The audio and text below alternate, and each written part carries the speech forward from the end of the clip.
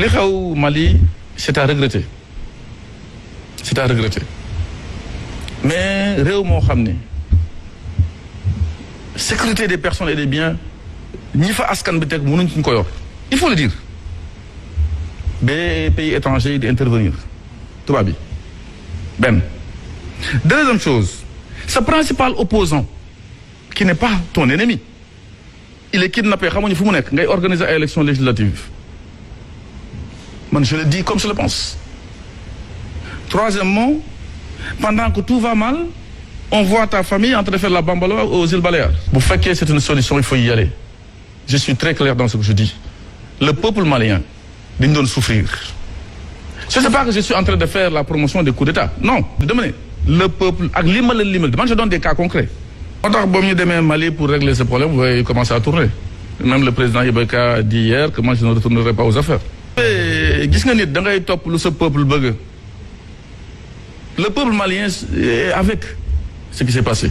C'est à des degrés divers bien entendu parce que loolu mooy démocrate am ñuy contre am ñuy non mais dama ne fu ñu toll woon ci insécurité au Mali les gens mouraient des attentats dans les hôtels Radisson dans la capitale on enlève le principal opposant pendant que votre famille fait la bamboula dans les îles je dis pourtant vous êtes nommé élu démocratiquement parce que quand les militaires du Mali li ñuy def nii lu may ñaan yàlla mooy ñu gaaw rendre le pouvoir le plus rapidement possible à des gens qui sont capables parce qu'il y a des gens qui sont capables c'est pas comme la Côte d'Ivoire au Mali il y a des gens qui sont capables waxuñu ne loolu donc 3 ans yi ñu bëgg a kii moi je suis contre.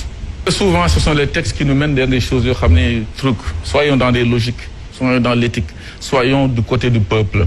J'ai dit ci 3 exemples yi ma la jox léegi lu ma si gën a mettre c'est que l'opposant est enlevé on ne sait même pas par qui parce qu'on peut penser que c'est le côté au nord mais ça peut être aussi des gens qui étaient au pouvoir c'est leur opposant.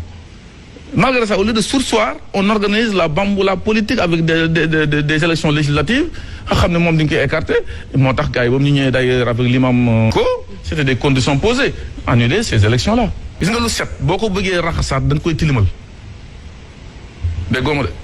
Le débat ne s'est pas posé au Sénégal ne se posera pas inchallah. Second deuxième ça c'est de la littérature lu am solo mooy aujourd'hui déggu leen fenn comme en Guinée comme en Côte d'Ivoire. Ou dans d'autres pays le président Macky Sall nee na je vais briguer un 3e mandat da nga ko dégg fenn Youssou Ndour nee na jóg dinaan da ngay nettali gént jàmbur bari pexe weesuwul loolu